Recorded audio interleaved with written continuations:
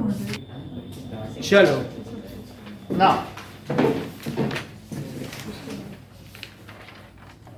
तो इसके बाद ग्रेविटेशनल कराएंगे। नाउ हम लोगों ने एग्जाम्पल 3.5 किया है कि नहीं किया है?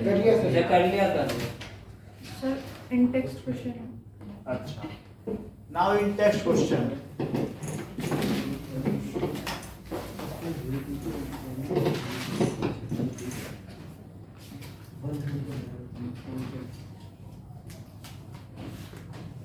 Interest question page 42. First question: If 1 mole of carbon weighs 12 gram, यानी नंबर ऑफ मोल्स कितना दिया है? 1 मोल। इसका मास कितना दिया है? 12 ग्राम। और पूछ रहा है What is the mass of 1 atom? Mass of 1 atom कितना? 1 मोल कितना होता है बताओ? 6.022 10 to the 23. 1 मोल यानी 6.022 into 10 to the power 23। Carbon atom का कितना मास है? 12। ठीक है, वेज 12 ग्राम। तो बताओ ये इतने कार्बन एटम का, इतने ही का तो है ये मास। तो 1 कार्बन एटम का कितना मास होगा बताओ, क्या करोगे? डिवाइड।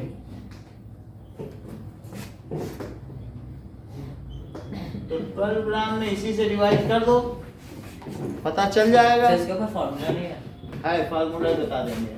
ये समझ में आया कि नहीं? तो 6.022 into 10 to the power 23 से डिवाइड कर दो, ये चीज है। अब ये 23 ऊपर चला जाएगा तो क्या होगा बताओ? सही तो वही है ना, n = m by capital M। हाँ वही हम करने जा रहे हैं, लेकिन ये भी तो देख लो ना कि 1 दर्जन केले का दाम इतना, तो 1 केले का दाम यूनिट फैक्टर मेथड, ये बेसिक मेथड है। तो ये कितना हो जाएगा? -23 और ये 12 है। और अगर मैं डेसिमल हटाऊं तो क्या 3 जीरो बढ़ा दूं? बोलो, ऐसा किया जा सकता है ना डेसिमल हटा के। और 6022 से अब किस में डिवाइड करोगे? तो ये कितने टाइम चला जाएगा? 1 टाइम जाएगा।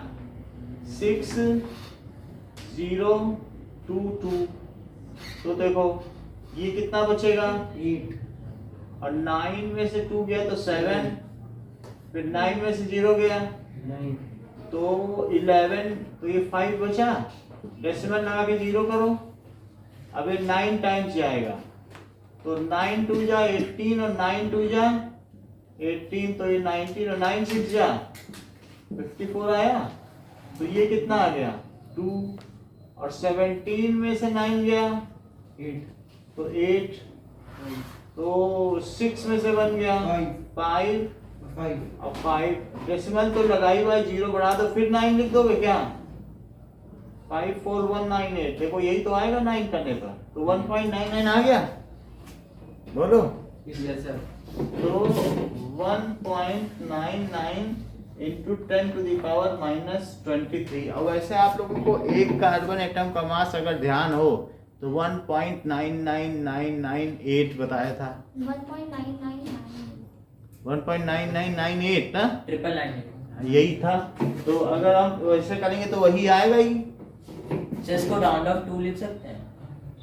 नहीं ले सकते, ये सब लोग जानते हैं इसलिए लिख सकते हैं। और देखो ये, तो ये बताओ कि हमें मास चाहिए, 1 मोल का मास ये दिया है।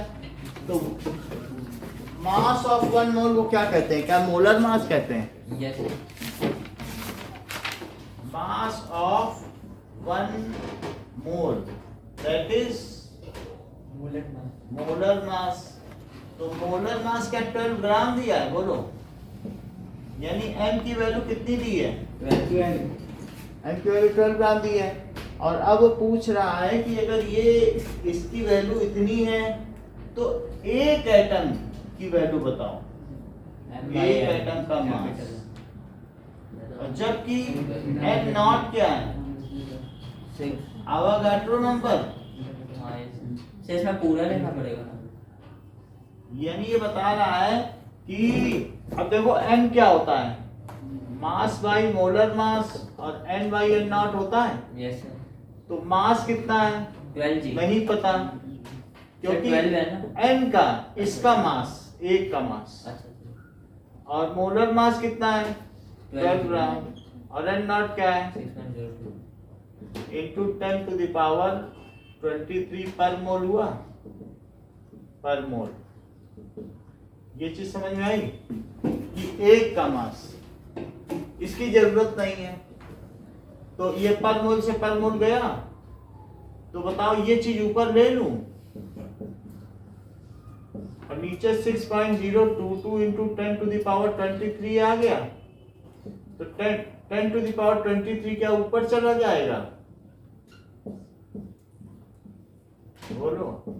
माइनस कर दिया तो इससे जो कटा था वो क्या 1.999 आया, 24 तो ऐसे आ जाएगा mass of one atom.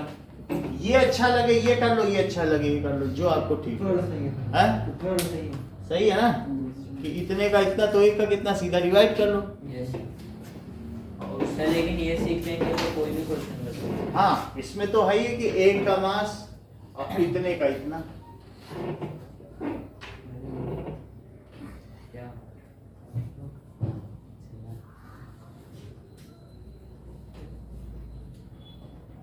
Now next question says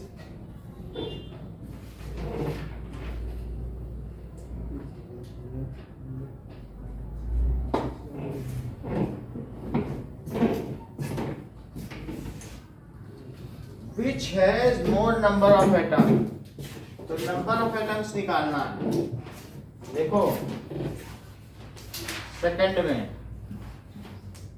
for sodium और दूसरा क्या दिया और आयरन। सोडियम कितना ले रहे हैं 100 ग्राम, तो मास लिया 100 ग्राम, नंबर ऑफ एटम्स पूछ रहे हैं, एन नॉट कितना होता है 23 पर मोल, ये सब चीज दे रहा है। और मोलर मास क्या होता है सोडियम का 23 ग्राम पर मोल पर मोल, तो मुझे नंबर ऑफ एटम्स निकाल देना चाहिए ऊपर वाला फार्मूला लगाकर। तो m by m is equal to n by n not. m है 100 ग्राम हमने ले लिया सोडियम, और किसी कटोरी में 100 ग्राम ले लिया सोडियम, और मैं पता लगाना चाहता हूँ ये 100 ग्राम सोडियम में ज्यादा मास है, और दूसरे बर्तन में क्या ले लिया 100 ग्राम क्या ले लिया आयरन। 100 ग्राम आयरन भारी होगा ना, वो इतना थोड़ी ना आएगा, वजनी चीज तो थोड़ी सी ही होगी, और जो हल्की चीज होगी ज्यादा। वो बहुत ज्यादा होगी, लेकिन हमें फिर भी एटम चाहिए। तो वो मोलर मास कितना है 23 ग्राम पर मोल। नंबर ऑफ एटम्स तो नहीं पता, और ये पार्टिकल इसमें कितने हो जाएंगे, ये चीज है पर मोल से पर मोल कटा, तो ये 100 बाई 23 इंटू 6.022 28 है ये चीज हो गई। तो नंबर ऑफ एटम्स, और ग्राम से ग्राम कट गया क्या, तो n की ये वैल्यू आ गई, ठीक है। अच्छा 23 से 100 में डिवाइड करो, 23 4 जा 96 डेसिमल लगा दो तो 0, तो 21 बन जा 23 यदि 17 आ गया, तो बोलो कितनी बार जाएगा 7 टाइम्स हैं 3 से 21, ठीक है। तो 7 3 जा 21 और 7 2 जा तो 4.17 हुआ, तो 4.17 into 6.022 into 10 to the power 23, ये इसके पार्टिकल्स हैं। अब इसे सॉल्व मत करो क्योंकि इसका इससे मल्टीप्लाई है, यस सर वो 4.17 से ज्यादा होगा तो लिख 4.17 है। और 6 से मल्टीप्लाई करना होगा तो वो बात अलग है, लेकिन हम इसको यही छोड़ दे रहे हैं। अब जरा देखो सर Na होगा ना, है Na का अच्छा अच्छा। मतलब n निकाल लिया कि 100 ग्राम में कितने पार्टिकल हैं, ठीक है। हाँ ये सर। अब देखो अब हम आयरन में निकालेंगे कि आयरन के 100 ग्राम में कितने पार्टिकल हैं।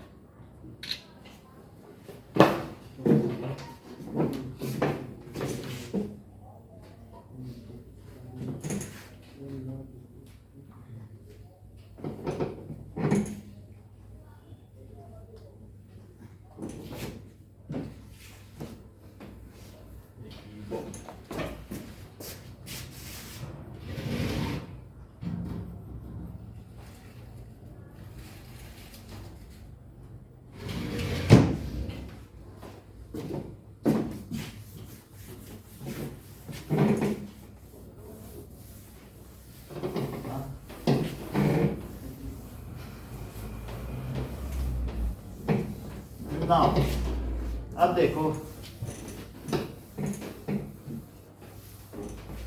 कि फॉर आयरन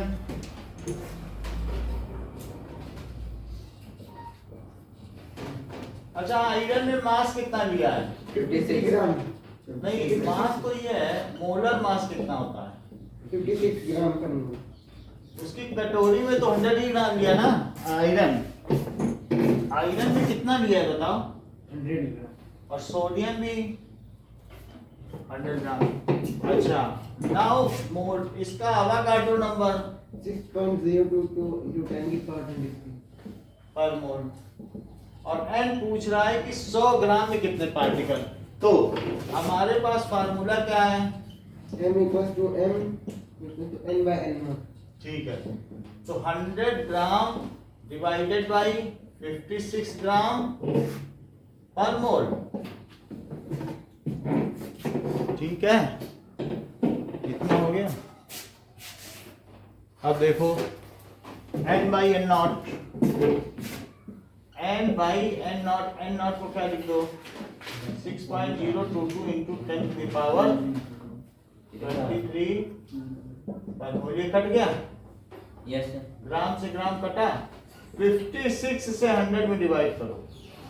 क्या मैंने 1.46 48 आ सर 48 होगा 1.4 होगा, देख लो कितना होगा 48 आ 1.48 7 और 6 7 42 7 पर क्या था?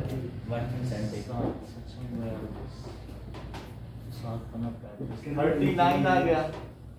तो ये कितना आ गया 848 आ गया। अब 0 लगा दो तो दैट इज 480 आ गया, 88 आएगा, फिर 7 जाएगा 392 तो 8 17 तो 8 88 आएगा, 88 आएगा सर 1.78 होगा ना? 8 टाइम जाएगा ना। Yes sir. तो 48 और 39 सही कह रहे हैं। तो इट इज 1.78 और into 6.022 into 10 to the power, तो ये n की वैल्यू हो गई। तो कंपेयर करने पर किसमें संख्या ज्यादा आ रही है? On comparing, sodium. ठीक है, ऑन कंपैरिजन सोडियम सैंपल, जो सोडियम का सैंपल है, सैंपल कितने का है? क्या 100 ग्राम का सैंपल है? हाँ as more number of atoms. Sir 100 gram नहीं भी लिखेंगे तो चलेगा। हाँ नहीं लिखोगे तो भी चलेगा। सोडियम का जो सैंपल है वो उसमें ज्यादा पार्टिकल है और इसमें कम पार्टिकल है। हल्की चीज 100 ग्राम लोगे, अब मतलब आप छोटे छोटे सरसों के दाने 100 ग्राम लोगे तो उसमें पार्टिकल ज्यादा होंगे, कि बेर लोगे या चीकू लोगे 100 ग्राम, उसमें ज्यादा नंबर होंगे। सर छोटी चीज, छोटी चीज सरसों के दाने में नहीं होंगे ज्यादा।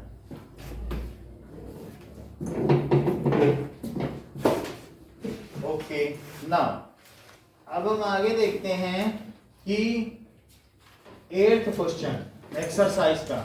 Sir more number of particles हो गया ना मोर नंबर ऑफ पार्टिकल्स भी है, दोनों के सर एटम्स पार्टिकल होता है ना नंबर ऑफ हाँ तो ये सोडियम है, आयरन है, ये एटम ही तो है। ओके तो एक्सरसाइजेस में आइए, एक्सरसाइजेस में क्वेश्चन नंबर 8 कह रहा है कि कन्वर्ट इनटू मोल, एन पूछ रहा है क्या, number of moles. Yes sir तो बताओ मास दे रहा है क्या, 12 ग्राम। तो 12 ग्राम मास दे रहा है, और मोलर मास कितना होता है। और ऑक्सीजन गैस O2 होती कि O O2 O2 O कुछ नहीं होता, O ऐसे हवा में O नहीं घूम सकता है, उसका जब तक ऑक्टेट पूरा नहीं होगा ना। सिर्फ हवा में मोनो एटॉमिक 18th ग्रुप वाले घूमते हैं, देख लो, और कोई थोड़ी ना घूमता है, ज्यादातर तो डाई एटॉमिक घूमते हैं। ऑक्सीजन गैस O2 होती है। 32 ग्राम तो कितना हो जाएगा, 32 ग्राम पर मोल। बोलो दिव्या कौन सा फार्मूला लगाओगे।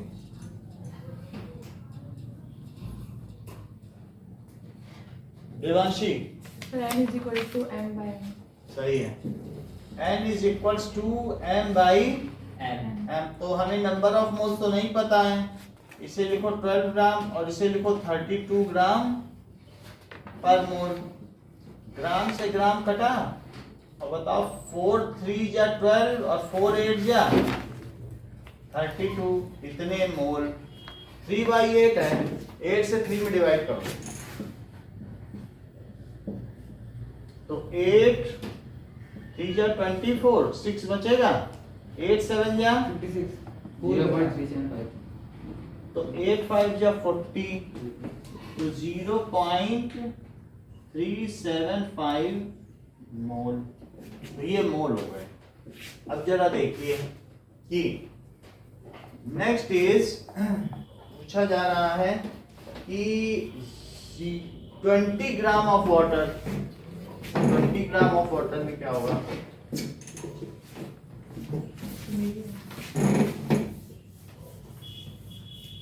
Second part, b part.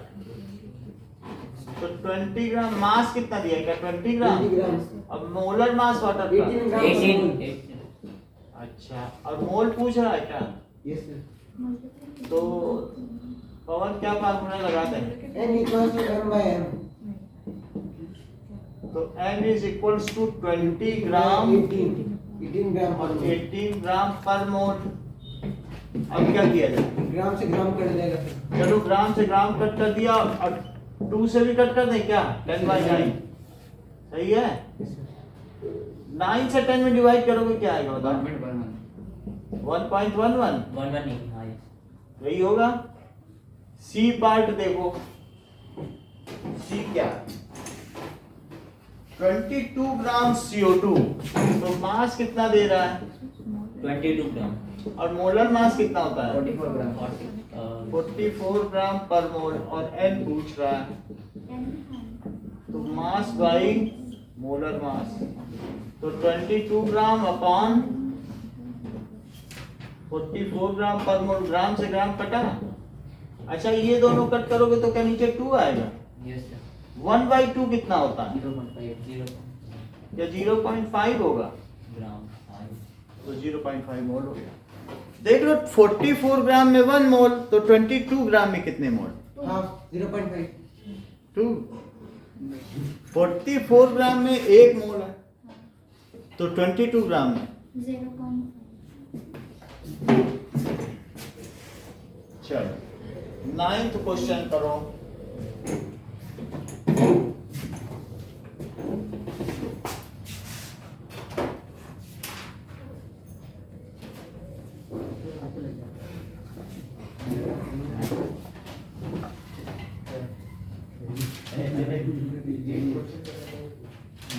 मेरा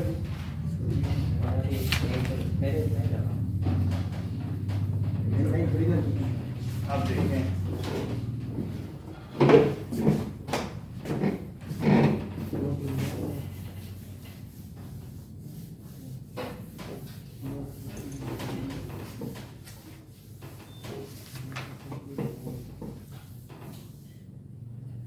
Now.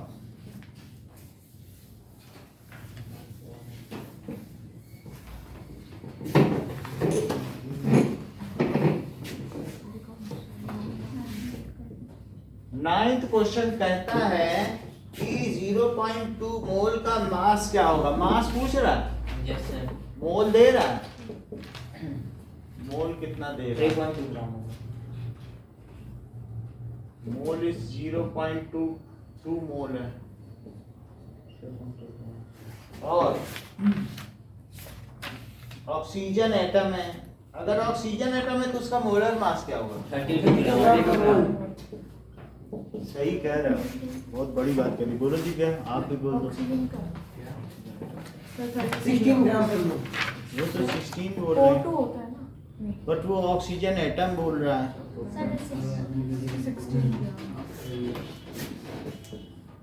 सर 32 कब होगा। जब ऑक्सीजन गैस बोले, ऊपर ऑक्सीजन है. अच्छा।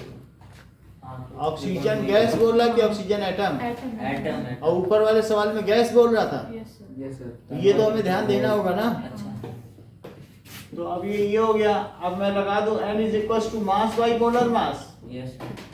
0.2 मोल, मास का पता नहीं, अब मोलर मास 16 ग्राम पर मोल, तो ये चीज इधर आ जाएगी सर मोल कट होगा ना।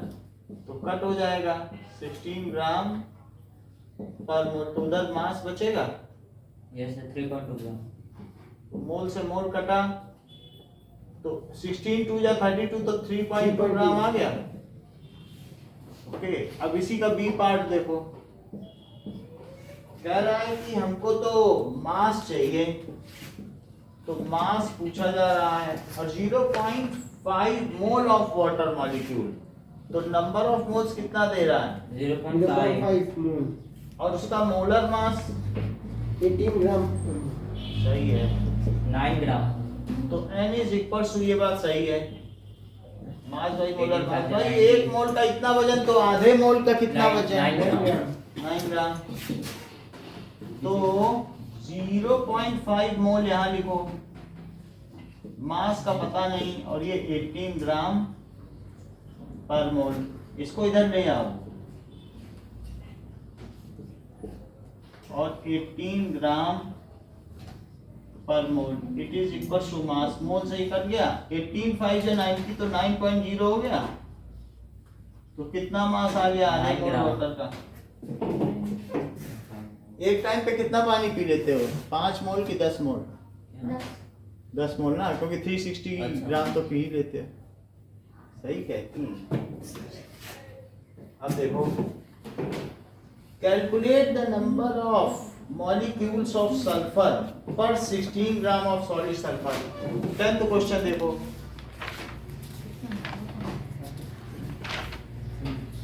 कह रहा है कि S8 सर जैसे हम एक गिलास पानी लेते हैं तो वो 10 मोल होता है। 10 मोल 360 ml। एक पेप्सी होती है जो बड़ी ग्लास, वो 300 ml होती है, तो थोड़ा ज्यादा पानी तो पी लेते हैं ना उससे, नहीं पी लेते।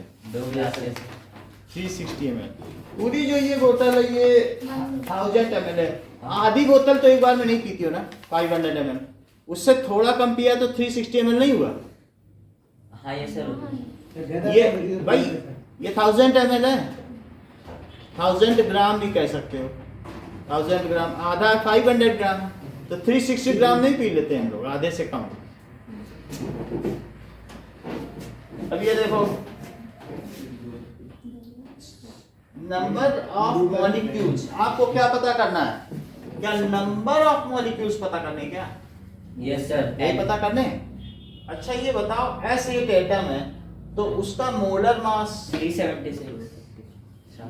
तो मोलर मास ऑफ S8 तो कितना हो जाएगा, दैट इज 32 into 8 कर दें क्या, 16 8 24 256 ग्राम पर मोल। अच्छा क्या यही मोलर मास है। हाँ यस सर। और आपसे कह रहा है कि हम तो 16 ग्राम सल्फर का सैंपल है मेरे पास, कह रहा है मेरे पास ज्यादा सल्फर नहीं है, सिर्फ कितना है 16 ग्राम 16 ग्राम सल्फर है, और कह रहा है मुझे नंबर बताओ, तो मैं कौन सा फार्मूला लगा दूं कि मुझे नंबर मिल जाए। सो बीच वाला m by m Is equals to n by n n naught। by n naught m by m is equals to n by n naught। तो मास कितना दिया है 16 ग्राम। मोलर मास कितना है 256 ग्राम पर मोल। नंबर तो नहीं पता और ये 6.0 10 to the power 23 पर मोल, तो पर मोल कटा। Yes sir. अब ग्राम ग्राम भी से कट ग्राम जाएगा। कटा और 16 से कट करोगे कितना आएगा 16 म्हणजे 16 और 9 बचेगा 96, तो 16 6 या 96। तो 16 आया। हाँ ये ऊपर ले जाओ और नीचे क्या आ गया और उधर n हो गया। यस। अच्छा ये बताओ कि मान लो मैं एक जीरो इसमें से इसको उधार दे दूं 60 कर दूं तो कुछ फर्क पड़ेगा। No, sir. इसके पास कितना बच जाएगा 22। और भाई 16। ऐसा करने से मैं 16 से अच्छे से इसे डिवाइड भी कर सकूंगा, तो मैं डिवाइड कर ही लेता हूं ना। 16 से डिवाइड करो कितने पे 60.22 पे, तो 16 2 जा 16 3 जा सर 376 होगा। कैसे बोलो बोलो सर 6 सर से आप करने से आ जाएगा। हाँ सर आ जाएगा। देखो 12 और 2 तो डेसिमल लगा दिया तो 112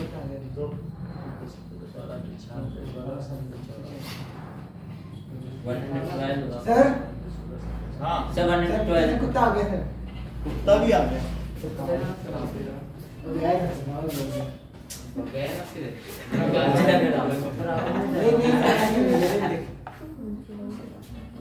इससे भी फीस जमा करा सर चला जाएगा फिर सर। हाँ और सर 2 पॉइंट के बाद नहीं। 3.76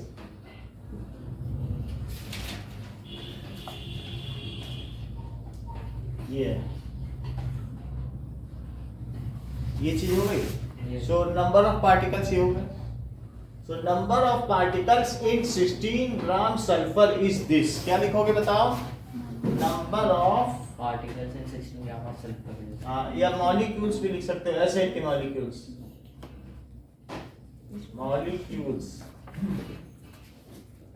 in 16 gram sulfur is 3.76 into 10 to the power 20। इतने पार्टिकल्स हो गए।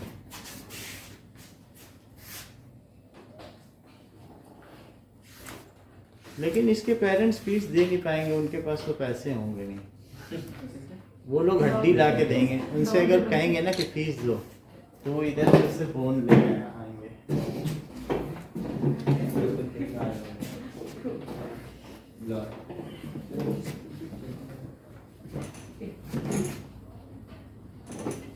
मेरा घर का कुत्ता है, वो खुद अभी तक ABCD नहीं सीख पाया। दिक्कत है सर। उसको किताब दो तो फाड़ देता है, तो क्या सीखेगा।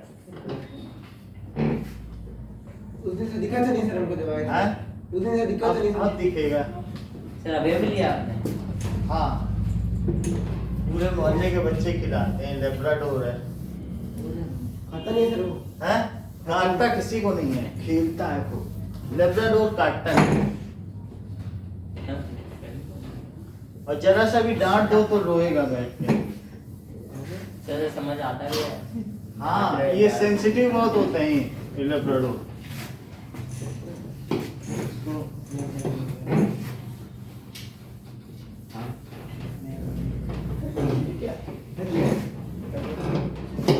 चलो नाउ 11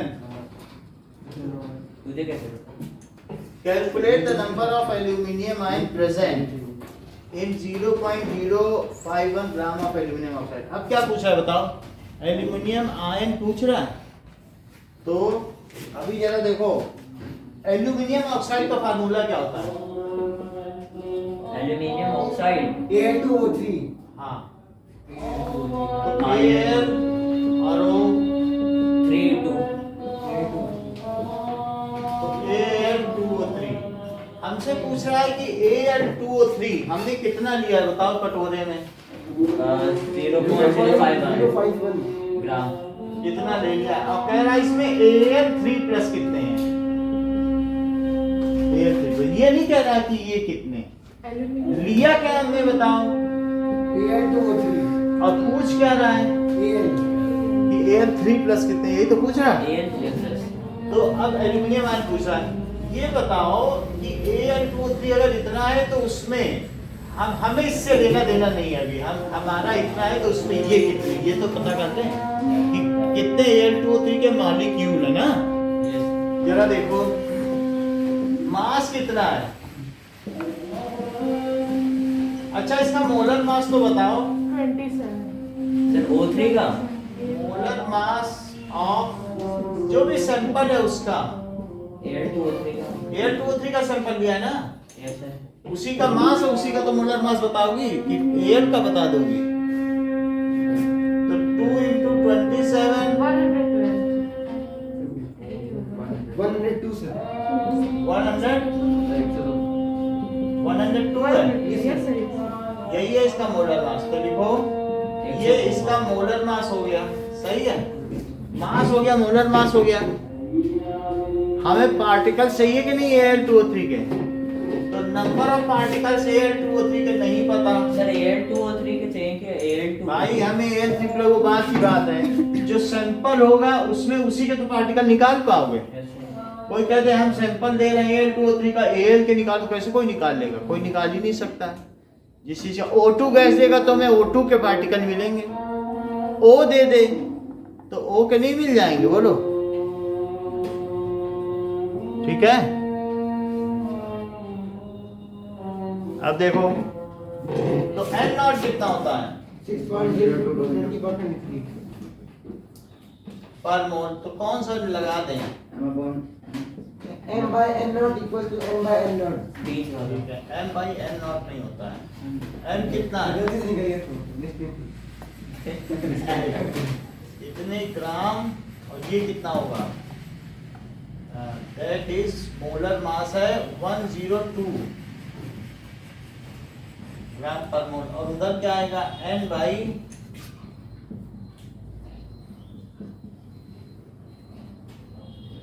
बोलो ये बात सही है। Yes sir.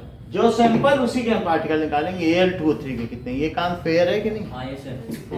पर मोल से पर मोल कटा, ग्राम से ग्राम कटा, ये चीज ऊपर ले जाओ, और 0.051 और into 6.022 into 10 to the power 23 और divided by 102 is equal to n है। अगर देखो इसमें से 100 इसको उधार दे दो तो क्या होगा, 100 दे दो इसको, 51 नहीं हो जाएगा कि नहीं होगा, नहीं होगा 1000 देना पड़ेगा क्या, यस सर 1000 क्योंकि 3 जगह हटाना है, यस सर तो 1000 दे ही दो, 10 to the power 3 इसको दे दो, तो फिर 10 20 बचेगा 10 to the तो power 20 51 into 6.022 और into 10 to the power 20 बचेगा। 1000 मैंने इसको दिया, तो 51 से 1 घटा तो 2 आया, बताओ, यस सर यस सर।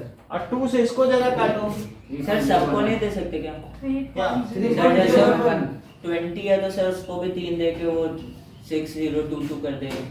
तो हम उतना नहीं करना चाहते, ये आपस में कट रहे थे इसीलिए किया, सबको क्यों नहीं। अब 2 से इसे काटो तो देखो 3.01 इतना आ गया। तो बताओ नंबर ऑफ कितने हैं Al2O3 के, 3.011 तो number of Al2O3 particles it is 3.011 into 10 to the power 20 है। एक Al2O3 में कितने Al3 प्लस आयन है, यस सर इसमें एक अगर मॉलिक्यूल में दे दूं उसमें Al3 प्लस के कितने आयन है, क्या 2 हैं, 2 यस सर 2 Al के हैं 3 O के नहीं है एक मॉलिक्यूल में। सो बताओ 1 Al2O3 कंटेन्स, क्या कंटेन करता है, 54।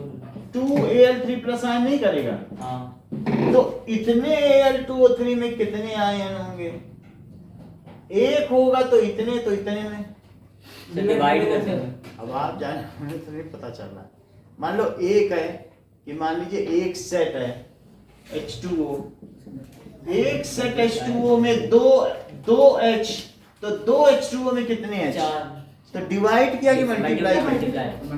भाई एक में दो हैं एल, तो इतने में कितने होंगे? इनटू इंटू टू नहीं करोगे? हाँ सो इन हो जाएगा 6.32 बस वो क्या है वो 33 Al2O3 contains, तो 2 से मल्टीप्लाई कर दे बस। 3.011 into 10 to the power 20 into 2 कितना हो जाएगा? सर 2Al 3 प्लस क्यों लिखा आपने? इसके कंस्टिट्यूएंट्स आयंस होते हैं, तो मतलब Al3+ ही तो होगा ना। ये किससे बनता है?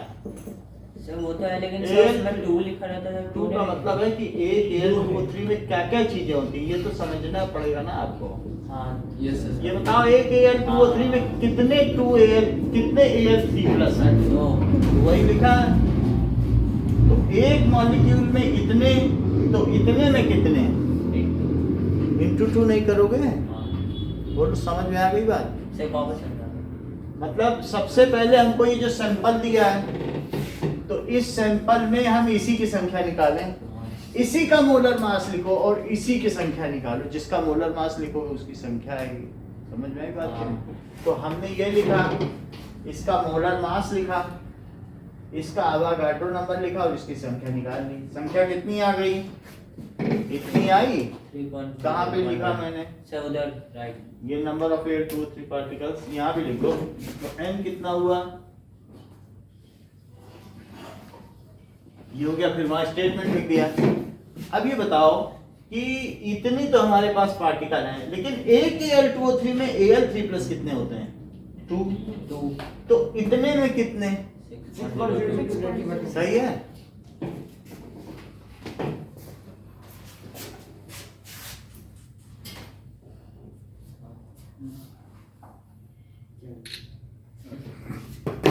ग्रेविटेशन का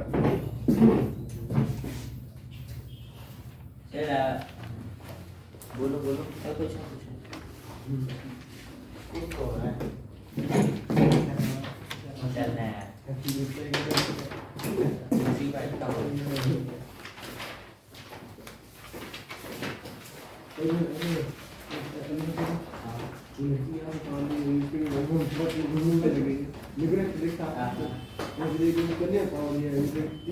है।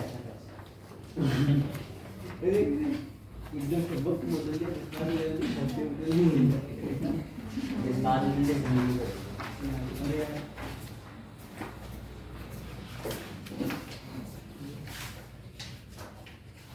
तो ग्रेविटेशन आएगा फिर कल टेस्ट में। जो करेंगे वो आएगा।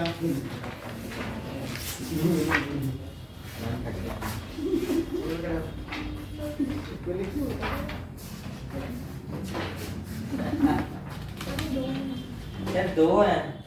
2 आ गए। 2 आ गए तो एक जमा कर दो। क्यों? क्यों कर रहे हैं?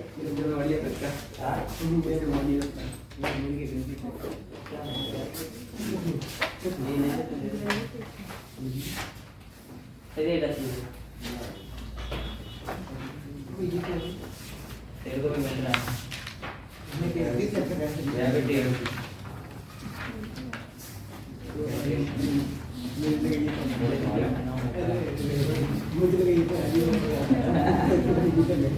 सर इधर ये पूरा ग्रेविटी का ही है।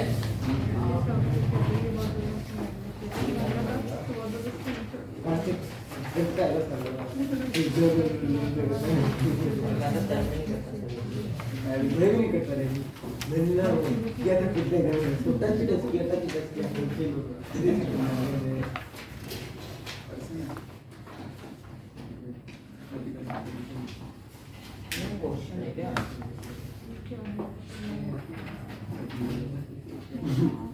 अरे हाँ फिर क्या पूछूंगा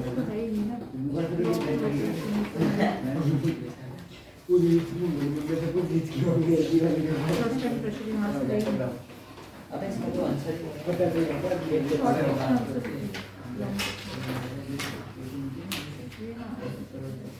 अबे इधर किसी बात है इसका आंसर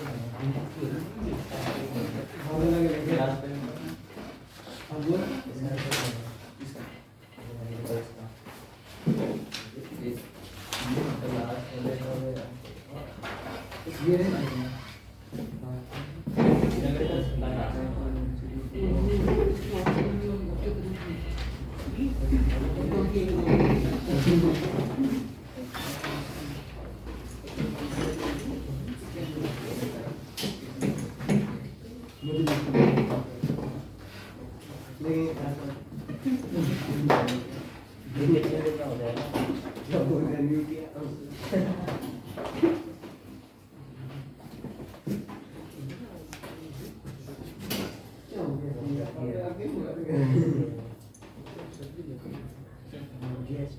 मेरे में नहीं मैं भेज सकता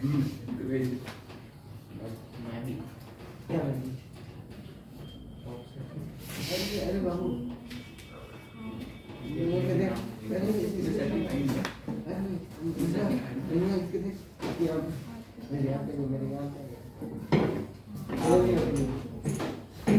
दाएं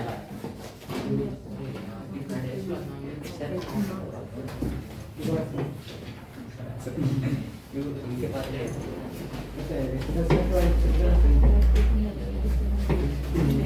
क्या बोलेगी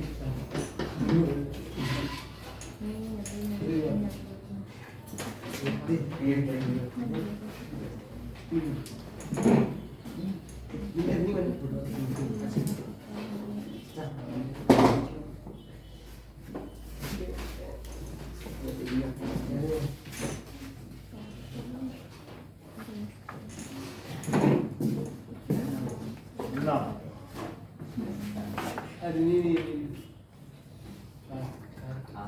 ये बोल रहे हैं इसके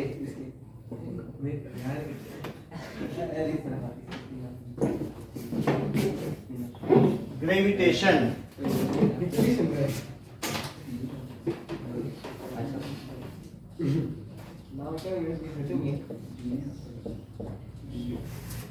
So,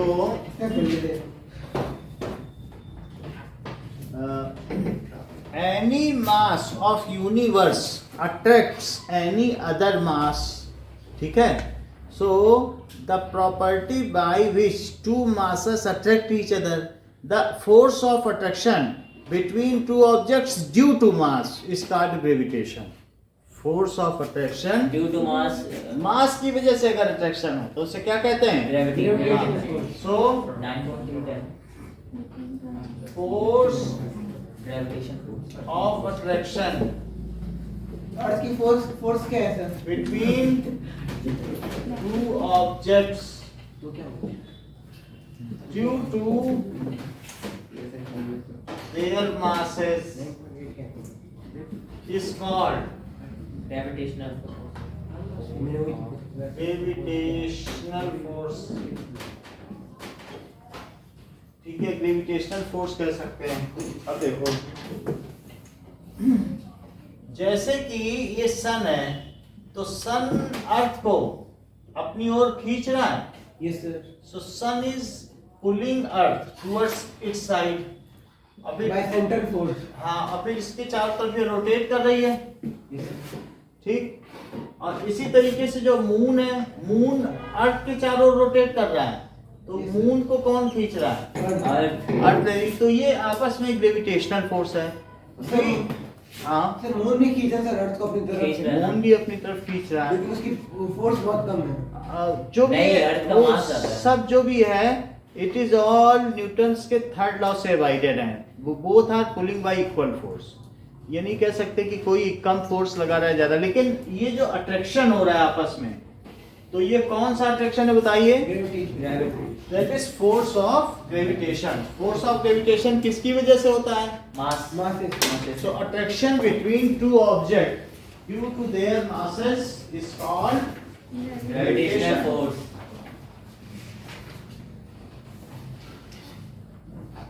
अरे इसमें भी कुछ हुआ है. प्रेशर लग गया. वो ही है. अरे फ्री फॉल बहुत सही चीज है. बहुत इजी. हमें इसमें सारे ये आते हैं. हम ना याद करिए हम ना क्या कंप्यूटर करते हैं काम आते हैं. पेपर आता है.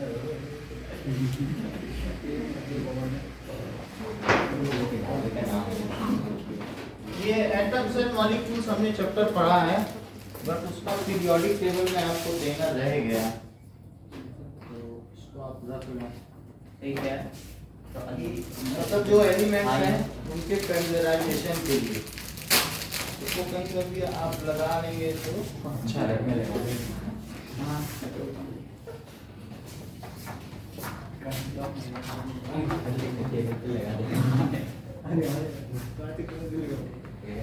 ये जो रियल है एलिमेंट्स उनके पिक्चर्स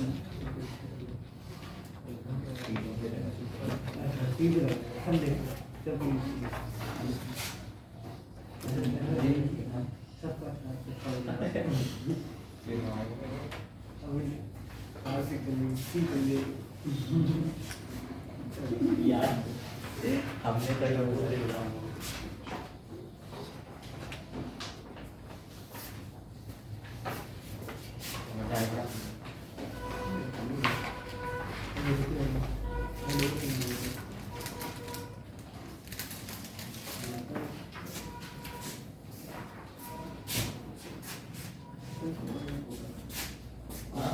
कॉपर था, पूछ क्या रहे ये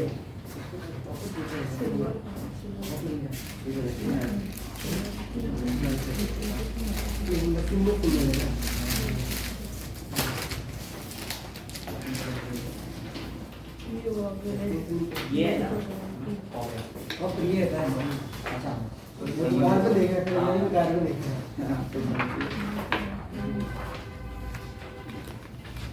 ठीक है, इसके बाद दाम पता है पढ़ा के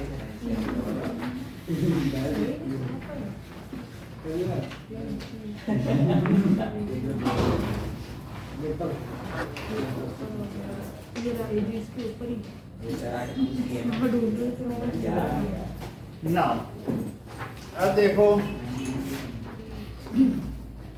anything which is simply left, अगर कोई चीज छोड़ दी जाए then earth attracts its due to gravitational force. ये भी तो बात है कि नहीं? अर्थ जैसे एप्पल गिर जाए या छोड़ दिया जाए तो उसे क्या होता है? एनीथिंग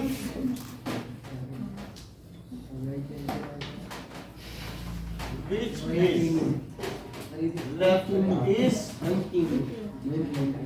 attracted towards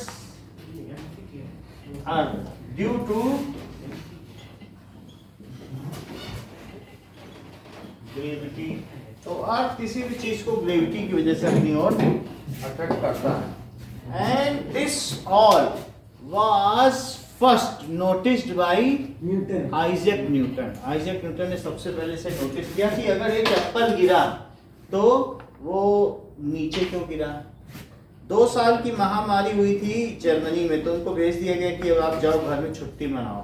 तो उन्होंने उस छुट्टी में ही ये ग्रेविटेशन के सिद्धांत का प्रतिपादन कर दिया, ये लॉ बना दिया। एक बहुत बड़ी मास्टर बुक लिखी ग्रेविटेशन।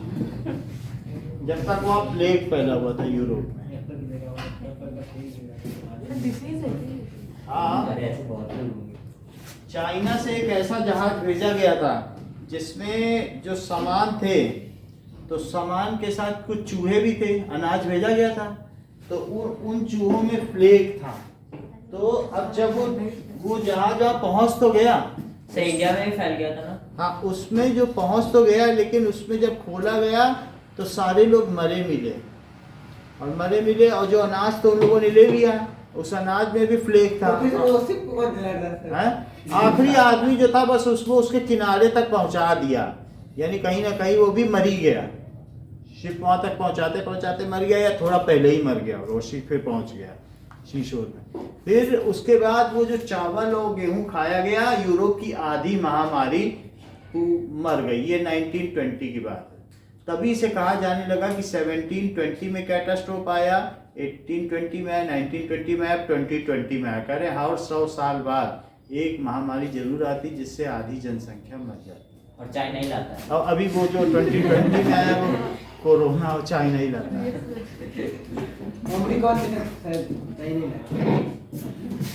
अब देखो, सो वी हैव सीन, ये हमने देख लिया कि anything which is left is attracted towards us due to gravity, gravitational force की वजह से होता है कि नहीं, उसे ग्रेविटी भी कह सकते हैं। अब हम इस पर देखेंगे universal law of gravitation.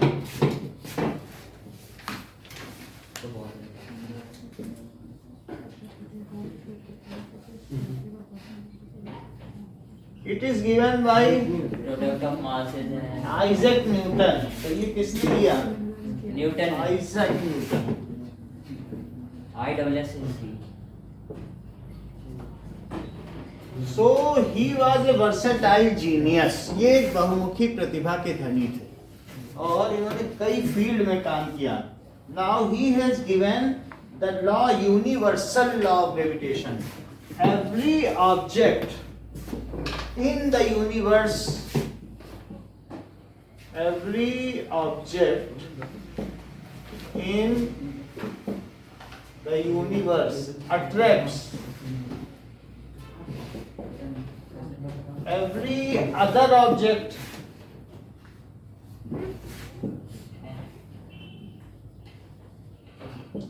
with a force which is proportional with a force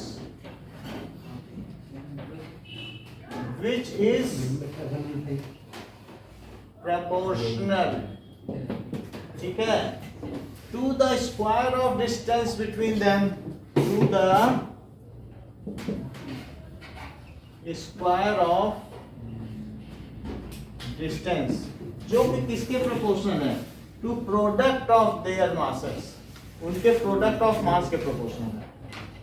product of their masses and inversely proportional square of their distance।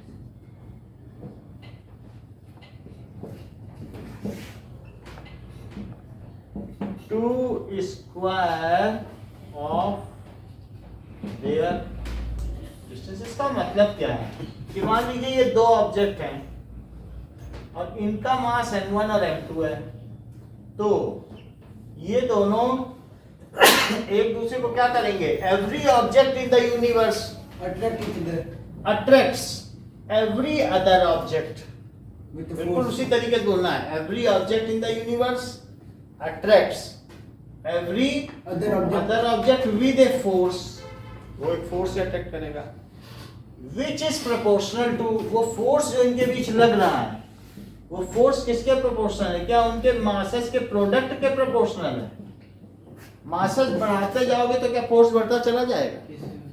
तो इसका मतलब है कि प्रोपोर्शनल ये बढ़ेगा तो ये बढ़ेगा, और डिस्टेंस अगर उनके बीच की बढ़ गई तो फोर्स कम हो जाएगी। तो फोर्स कम हो जाएगा। तो किस हिसाब से कम होगा? It is inversely proportional to square of distance. Distance बढ़ेगी तो कम होगा, क्योंकि ये चीज बढ़ेगी, दो चीजें हमने दे दी रेशो, यस सर। तो ये बढ़ाओगे तो ये क्वांटिटी क्या होगी? कम कम होती चली जाएगी। सो ये इसको कहते हैं इनवर्सली प्रोपोर्शनल। एक बढ़े तो दूसरा कम होता चला जाता है, that is known as inversely proportional. तो इन दोनों को अगर हम एक साथ कंबाइन करें तो ये क्या हो जाएगा? m1 m2 के तो डायरेक्टली प्रोपोर्शनल और d स्क्वायर के इनवर्सली प्रोपोर्शनल। ठीक है, इस यूनिवर्सल लॉ ऑफ ग्रेविटेशन को एक बार रिपीट करो। Every object in the universe attracts every other object with a force which is directly proportional to their masses and inversely directly proportional to, their masses and inversely directly proportional to, product of their masses and inversely proportional to the square of their distance to them. बहुत अच्छा बताया। पवन बताओ एक बार। Every object in the universe attract every other object in the universe with सही है, सही बोल रहे हैं। which is proportional to the product of their masses and universally proportional to their distance। बहुत सारी गड़बड़ियाँ की है, बोलो। Every object in the universe attracts every object with a force that is proportional to the product of their masses and is inversely proportional to the square of the distances between the center। हाँ, every other object बोलना। Every object in the universe है attract every other नहीं बोला तो बाकी ठीक है। बोलो Rahul. Every object in the universe attracts the other object with the proportional by. बोलो। Every object in the universe attracts every other object with a mass which is proportional to the product. With a force. With a force which is proportional to their product of their masses and inversely proportional to the square of their distance. Every object in the universe attracts every other object with a force which is directly proportional to product of their masses and inversely proportional to square of their distance. ठीक है, इतनी बात हो गई, ये सही है। Yes, yes. So F is, जब भी हम कोई चीज प्रोपोर्शनल होती है तो उसमें क्या लगाते हैं, कांस्टेंट लगा देते हैं। जी सो दैट इज ए, जिसमें प्रोपोर्शनलिटी कांस्टेंट के लगा दो, और इस के को इन्होंने क्या कहा, इन्होंने के नहीं लगाया, कौन सा लगाया, जी लगा दिया। Where G is proportionality constant, G क्या है यहाँ पे, proportionality constant, and it is known as universal gravitational constant. इसे सार्वत्रिक गुरुत्वाकर्षण नियतांक बोला जाता है। वेयर, जहाँ जी क्या है बताओ, इस proportionality constant,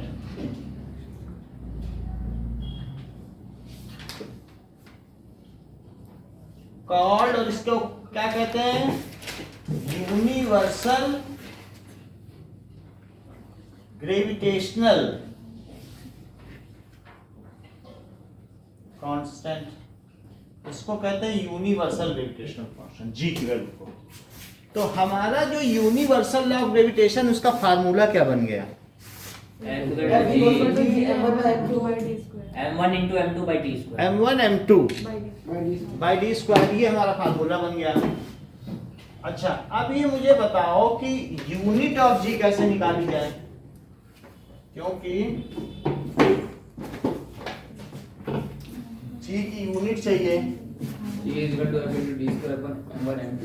हाँ, सो ये देखो, 9.8. ना ये वाला जी ना, देखिए यहाँ पर f को यही रहने दो, तो क्या मैं यहाँ लिख दूं, unit of f is equal to unit of g, और यहाँ पर क्या लिख दूं, unit of m1 and unit of m2, और नीचे क्या लिख दूं, यूनिट ऑफ डिस्टेंस का स्क्वायर। इसकी यूनिट क्या होती है, और यूनिट ऑफ g, और इनकी यूनिट क्या होती है, kg, और अपॉन ये होती है। इतनी बात सही है। किसी एक ने लास्ट टेस्ट में kg को कैपिटल के लिख दिया था, तो ध्यान देना, कैपिटल के ना लिखिए। कैपिटल ही तो है। ये मतलब किसी ने ना ऐसे नहीं लिखा था, ऐसे लिख दिया था। सर आपने भी तो ऐसे ही लिखा है। हाँ, तो ये चीज है, ये अच्छा, स्मॉल के, मुझे नाम नहीं पता, नहीं तो बताइए। समझ में आ गई बात की नहीं?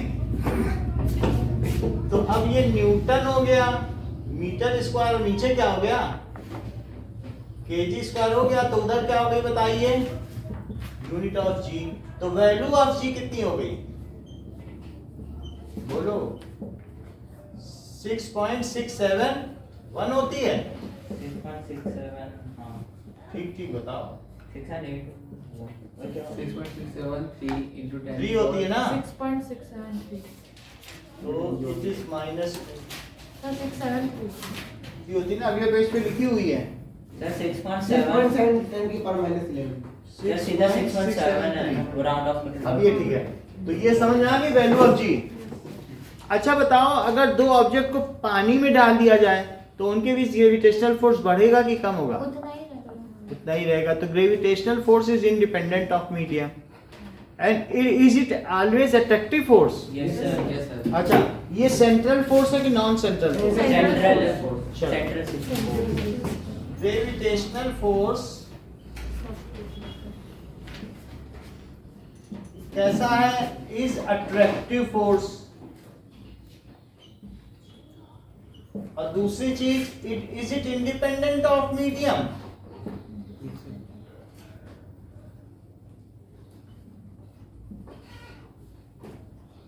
अगर कोई चीज बहुत दूर है, एक ब्रह्मांड में है और एक दूसरे ब्रह्मांड में, एक यूनिवर्स, तब भी क्या उनके बीच में ग्रेविटेशनल फोर्स लगेगा? सो it is infinite range force. ये कैसा रेंज है? ये उस तरीके का नहीं है कि अगर एक हीलियम निकल गया अल्फा पार्टिकल तो यूरेनियम कहता जाओ भाग जाओ, अब फोर्स नहीं है, हम नहीं, तुमसे तो मतलब नहीं है। रेडियो एक्टिव सब्सटेंस समझते हो, अल्फा बीटा गामा निकलते हैं, जरा सा बाहर गया क्या भूल गया वो तो उसको। तो रेडियो एक्टिव वाला बहुत शॉर्ट रेंज फोर्स है ना, लेकिन ये कैसा है? इनफाइनाइट। बहुत ऊंची बॉल फेंक दो तब भी उसको बुलाएगी, कहीं वापस आ चलो लेकिन कहां जा कुछ रहा है? डिस्टेंस होता है ना, हैं? इसका भी कुछ होता है ना सर, ग्रेविटी कुछ भी नहीं है, इनफाइनाइट रेंज फोर्स। मतलब अर्थ से कितना भी दूर चले जाओ खींचते रहेगा, खींचता रहेगा, वीक हो जाएगा लेकिन खींचेगा जरूर, सर जीरो नहीं होगा कभी कभी भी नहीं। इट इज, तो सर स्पेस में फिर ऐसे उड़ते क्यों हैं, नीचे क्यों नहीं आते? एक स्पेस में एक ऑब्जेक्ट को बहुत सारे ऑब्जेक्ट खींचते हैं, तो ऐसा नहीं है। तो ये कैसा फोर्स है बताइए? इनफाइनाइट रेंज फोर्स, ठीक है। अच्छा, ये कैसा फोर्स है? ये कांटेक्ट फोर्स है कि धक्का दे रहे हैं कि एट ए डिस्टेंस? जैसे दो मैग्नेट है वो एट ए डिस्टेंस है ना, छूना नहीं पड़ता है, अपने आप ही फोर्स लगता है। तो फोर्स दो तरीके के होते हैं, एक कांटेक्ट फोर्स है और दूसरा क्या होता है? At a distance. At a distance. तो ये कैसा फोर्स है? At a distance. धरती सूर्य से छुई हुई तो नहीं है ना, दूरी तो है। सो it is eight a distance force. ये चीज हो गई। अच्छा ये बताओ, क्या ये कंजर्वेटिव फोर्स है कि नहीं? यस सर है। अगर ये धरती के ग्रेविटेशन के अपोजिट काम किया जाए तो मेरा काम जमा हो जाएगा क्या कि नहीं होगा? मान लो मैंने ये गुलदान ऊपर रख दिया, ये चीज प्लाज्मा बॉल, तो मैं 100 साल बाद आऊं इसे गिराऊं कि मुझे काम मैंने जो किया था वापस करो, तो क्या ये काम दे देगी? यानी if work is done then ये जितनी किताबें मैंने उठा के ऊपर रखी तो क्या इनमें एनर्जी जमा हो गई पोटेंशियल एनर्जी के फॉर्म में? अब ये गिरेंगी तो क्या हमें वर्क देंगी? तो इस तरीके से हमारा काम जमा हो गया। अब फ्रिक्शन के अगेंस्ट में काम किया था तो जमा हुआ कि नहीं? ये लौटाएगा? नहीं सर। तो ये नहीं लौटाएगा, फ्रिक्शन तो नहीं है कंजर्वेटिव फोर्स। लेकिन ये कैसा है जो हमने काम किया? ये है, ये गिरेगा तो काम देगा भी नहीं देगा? तो ये कैसा फोर्स है बताओ? Gravitational force.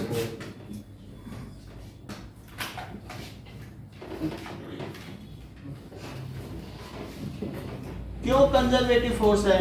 क्योंकि work done against gravity get deposited in form of potential energy. इनमें potential, it is conservative force. So it is conservative force क्यों है बताइए? As work done By the gravity is conserved as potential energy. By work done against gravity, by the gravity नहीं। हम अगर काम करें इसके खिलाफ, अगेंस्ट ग्रेविटी गेट कंजर्व, किस फॉर्म में कंजर्व रहती है बोलो? Potential. हाँ, कंजर्व्ड इन फॉर्म ऑफ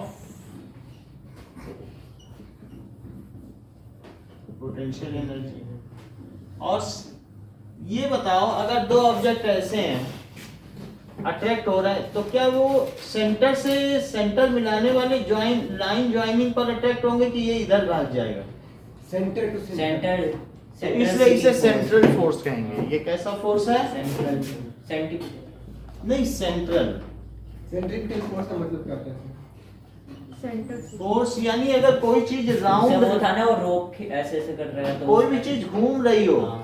तो उसके ऊपर सेंटर की ओर हमेशा फोर्स लगे, उसको कहते हैं सेंट्रीपिटल, सेंट्रिसिटी। यहाँ तो घूम नहीं रही है, यहाँ रखी हुई है, तो centre to centre line joining की ओर अट्रैक्ट हो रहा है, तो सेंट्रल फोर्स है, ठीक है।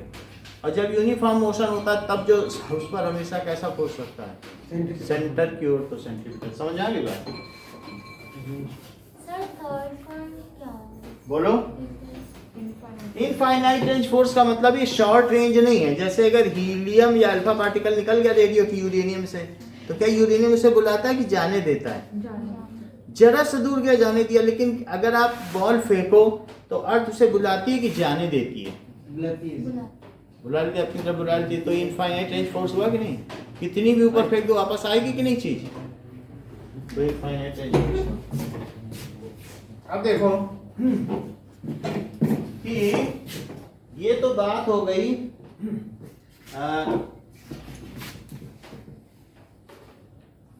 इसका हमने नोट किया है नहीं क्या? एक मिनट देख तो लें। है।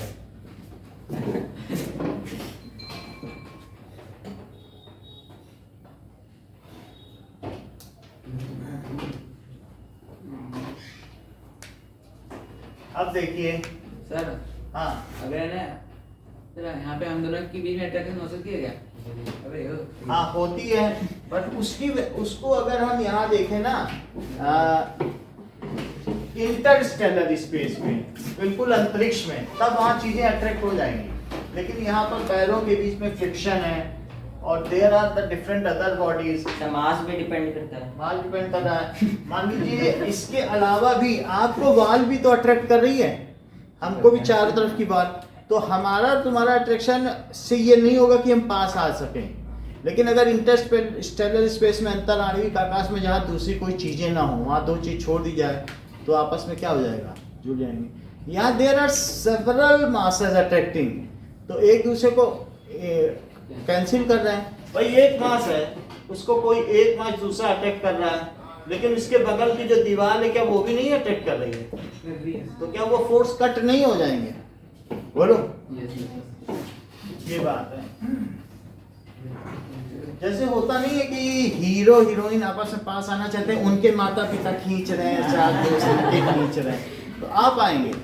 वो सिमरन वाली पिक्चर नहीं है, डीडीएच, तो वो आने ही नहीं देते, ट्रेन चल जाती है। तो अब देखो फिर importance of universal law of gravitation.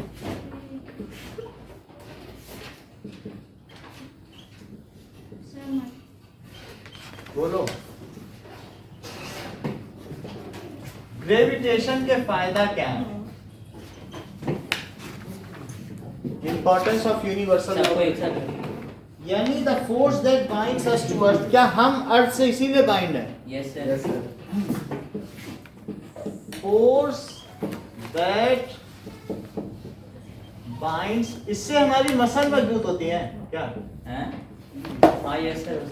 क्योंकि मसल की वजह से है। आपको मालूम है जो स्पेसशिप में लोग जाते हैं वो जब नीचे आते हैं तो महीनों महीनों खड़े नहीं हो पाते, उनकी मसल काम ही नहीं करती है। वहाँ महीनों 2 साल तक काम ही नहीं किया उनकी मसल ने। हम लोग खड़े तो मसल पर वजन नहीं पड़ रहा है, वहाँ पे मसल नहीं काम करती हैं। तो अब हवा में तैर रहे हैं तो तैरने से तो मसल का सारा काम गया। तो जब मसल ने काम नहीं किया, यहाँ आएंगे तो गिर पड़ेंगे बार बार, तो फिर उनको महीनों लग जाता है खड़े होने में। हाँ, force that binds us to earth. Now, ठीक है। इसके अलावा the motion of moon around the earth, the motion of moon around earth, इससे क्या होता है? क्या टाइड आती है? Yes sir. जब मून पास आता है तो पानी ऊपर चल जाता है। और इसके अलावा motion of planets around sun, motion of planets around sun, इससे क्या होता है? मौसम बदलते हैं क्या सन के चारों तरफ जाने से? दिन रात बदलते हैं, अपने एक्सिस पे वो रोटेट करती है। और सर चांद से ना वो सीजन बदलते हैं सर। चांद से डे और नाइट बदलता है। नहीं, चांद से क्या होता है कि टाइड्स आते हैं। सर चांद से डे और नाइट भी बदलता है। चांद से नहीं, जैसे सन की ओर अगर हम आ गए तो डे है, हाँ, तो सन से पलट गए, से बोल रहे सीजन बदलता है। सन से ना, मतलब सन की वजह से डे होता है ना। सन हट जाए तो डे नाइट होगा। अब देखो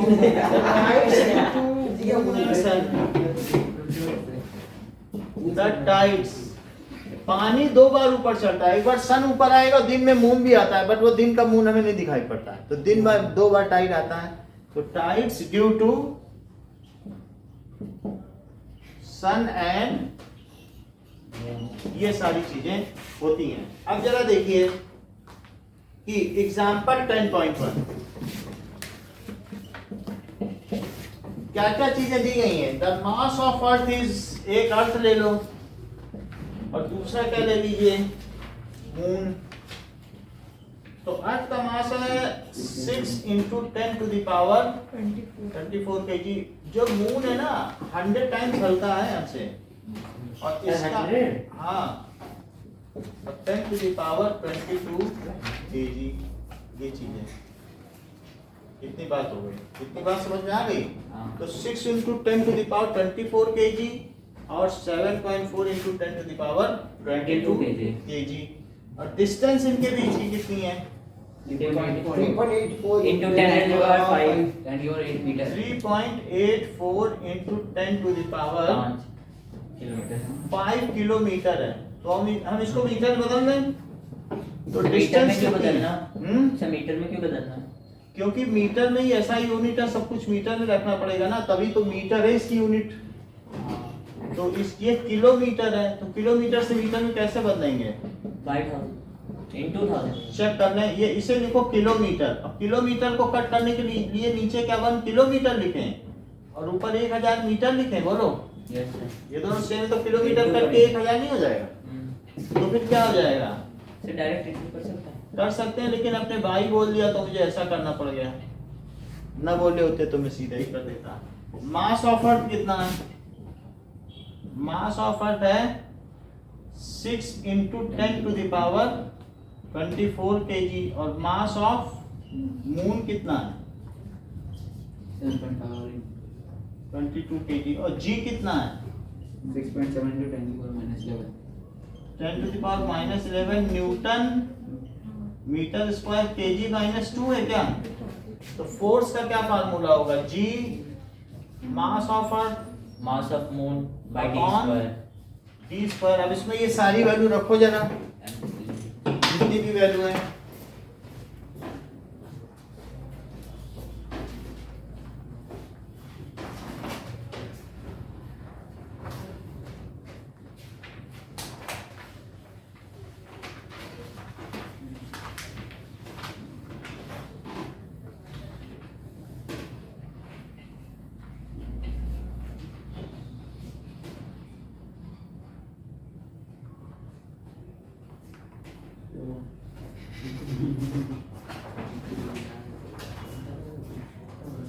अब ये देखो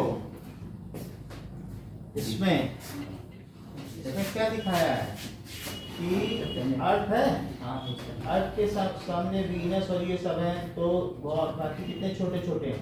सर जुपिटर सबसे बड़ा है और ये जुपिटर, जुपिटर के सामने अर्थ कहाँ है, ये अर्थ और जुपिटर में कितना अंतर है। लेकिन ये सोचो जरा, ये अगर अर्थ है तो सन कितना बड़ा है, और अगर सन ये ऐसा है तो बताओ आर्कट्रस कितना बड़ा ये है, क्या होता है? उससे बड़ा सन स्टार। और आर्कट्रस इतना बड़ा है, तो आर्कट्रस की है। हाँ ये। तो बताओ फिर एंटारस कितना बड़ा है। और इन सब से मिल करके ये एंटारस यहाँ है, यही एंटारस यहाँ है, और ये इतनी बड़ी गैलेक्सी मतलब बहुत 50 सारे लाख एंटारस तारे हैं, ये सब तारे इसी में हैं। और ये जो गैलेक्सी है वो यूनिवर्स में यहाँ है। नीचे आप देख लो क्या है? तो आप भी तो ये देखो, ये अर्थ है, अर्थ जो है वीनस के बराबर है, बाकी जो और ये छोटे छोटे हैं। लेकिन अर्थ के सामने जुपिटर कितना बड़ा है। लेकिन जरा सोचो, ये अर्थ है तो सन कितना बड़ा है, तो सन इतना बड़ा है। लेकिन जो सन के सामने आर्कटस कितना बड़ा है, दूसरा स्टार, और आर्कटस के सामने अंटारस कितना बड़ा है। और ये अगर अंटारस है, यही वाला, हाँ भाई, ये पूरी गैलेक्सी से 50 लाख ऐसे तारे हैं। हाँ, और यही वो गैलेक्सी यहाँ यूनिवर्स है। हम ये पेज दे देंगे आपको करके, लेकिन समझ में तो आ गई ना बात इस तरीके से, है बात की नहीं? कि ये अर्थ के सामने सन कितना बड़ा है, सबसे बड़ा सन ये है आर्कटस, और आर्कटस के बड़ा अंटारस। अंटारस कितना छोटा है, ये मिल्की वे गैलेक्सी, वही गैलेक्सी है बात समझ में? ठीक है कि नहीं? तो इतनी बात हो गई। अब इस क्वेश्चन को हम अगले क्लास में कराएंगे। Okay sir. तो ये हमारा गैलेक्सी का फिगर है कि कहाँ पर क्या क्या चीजें। हाँ ये